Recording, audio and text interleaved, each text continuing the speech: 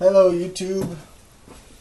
This video is in regards to concealed carry, the lessons that I've learned, and though I'm fairly new to it, I've only been carrying a weapon for approximately 6-8 months now. I have learned a lot and I would like to share it with all of you, so maybe it'll save you a few steps. What you have on the table here are a few of the weapons that we have laying around the house. There's plenty more, but anyway, couple of things I wanted to show you, things that I've learned. So here goes. First thing, I'll just show you a couple of the pistols that we have. This would be my home defense pistol, SIG P250, little integral light on it. Absolutely love this pistol. It's great, double action trigger. As you can see, all the chambers are empty. None of the guns have magazines in them. So safety check, freaks, there you go, they're all safe.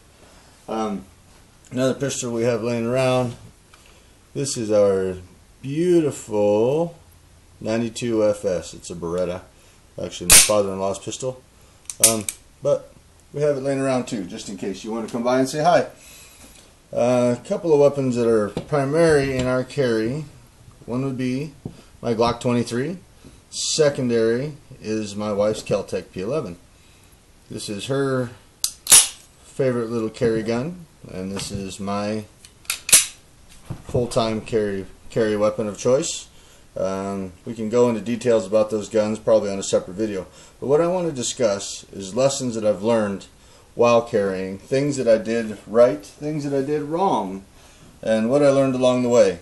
The first and foremost thing that we did, we went and took our classes, got our permits, everything was good.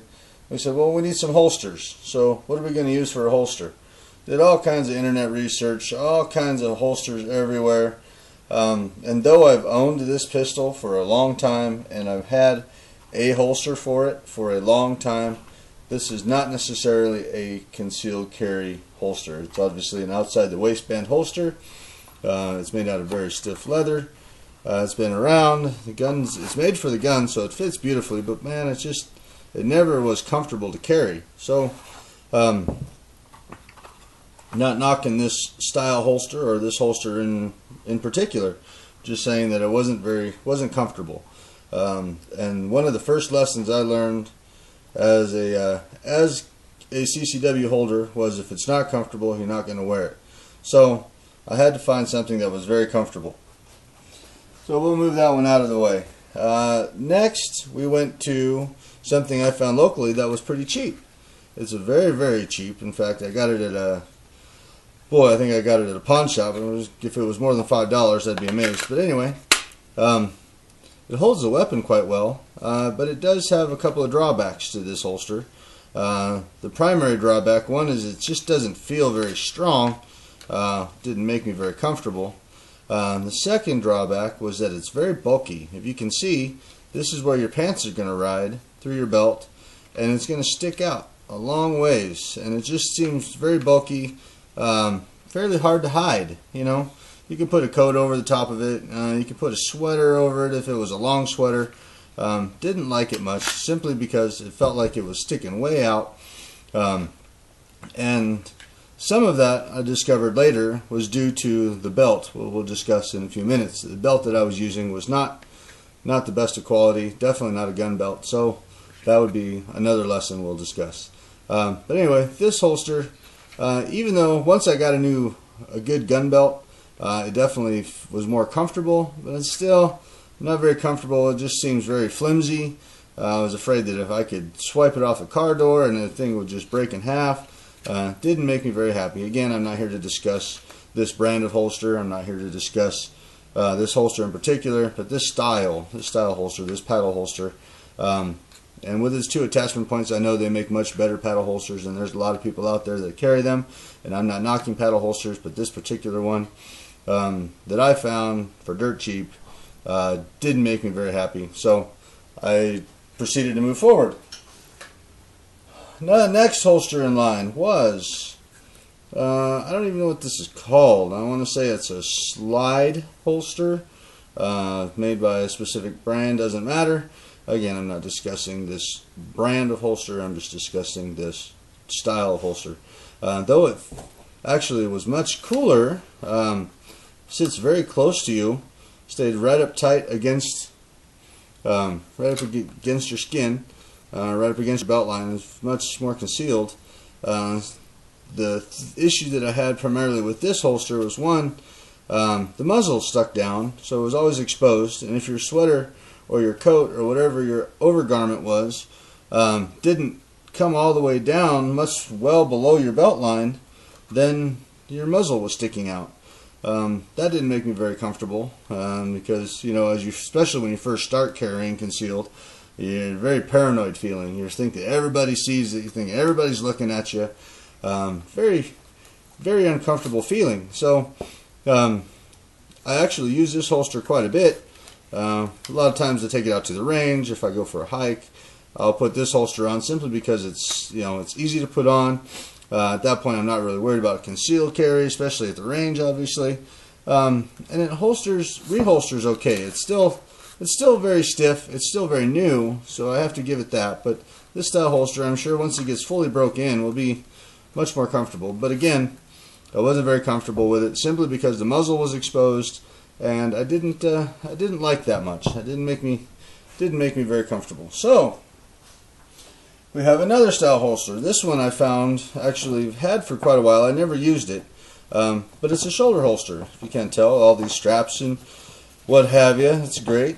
It's very good at concealment. If you put a light jacket over the top of it or a heavy coat in the wintertime, that's great. Yeah, it's not very good to throw a t-shirt over the top of it because, one, it's up against your skin if you don't have an undershirt, and it's just it's kind of clunky. The other thing that I didn't really much care for about this was it does carry an extra magazine, though this is set up to be right-handed. If you did need to pull the reload, you would need to use your right hand again to access your second magazine. That's a whole different story, something else that maybe if I have time I'll try and discuss. So this is a good option, and I do wear it actually quite a bit more than I ever thought that I would, simply because in the wintertime especially, you're wearing a coat anyway. If you want to just have a light t-shirt or maybe a long sleeve shirt underneath it, as long as it's not something bulky like a sweater or something, it's actually very comfortable. Conceals quite well. Nobody knows it's there. But yeah, still wasn't 100% sold. It wasn't the way I wanted to carry all the time. The benefit to this, and what I do when I go on long drives, I actually wear this holster quite a bit because it does make it much more accessible while you're driving, which is always a fear. You know, you have all of the carjackings and all of the stuff that goes on while you're driving down the road. What if you're wearing your gun on your hip, assuming you're right-handed? If it's on your strong side and your seatbelt's there, you can't get it. You can't reach it. It's going to take you a long time to get there. So this is a lesson that I learned. And this shoulder holster, again, if I'm taking long drives, this is what I wear, simply because it keeps it under the armpit, keeps it very accessible. You don't have to undo your seatbelt. You can simply open up your jacket, and it's right there and very easily accessed. So this is a good option. This is definitely not the best of shoulder holsters, and if I used it more often, I'm sure that I would invest in a much better version of it. But for the price that I paid for it, it actually works quite well, and it's very comfortable. So that is a very good option, and we'll put that off to the side. The holster, if you can't tell by the wear on it, that I use primarily, I would say 98% of the time, is this inside the waistband Crossbreed Super Tuck Deluxe.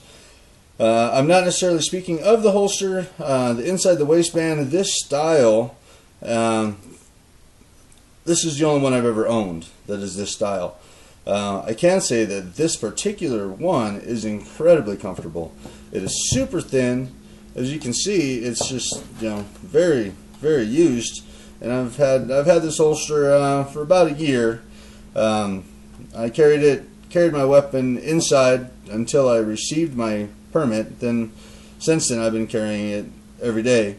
Like I said, 99% of the time, this is a holster that I'm using, and so it does get quite a bit of use. It's very well broke in. It's got all the little notches. If it wasn't for the Kydex retention, the leather would damn near have enough retention on it, simply because it's that broke in and it just molded itself directly to my gun, as well as you can tell, directly to me. And I love it, absolutely love it. A lot of people rave on the horsehide units. Honestly, I can't speak of that. This is the only one I've ever had. It is obviously the cowhide unit, but it is great. Absolutely love it. So, lesson 1, a good holster that's comfortable for you. That is something that you definitely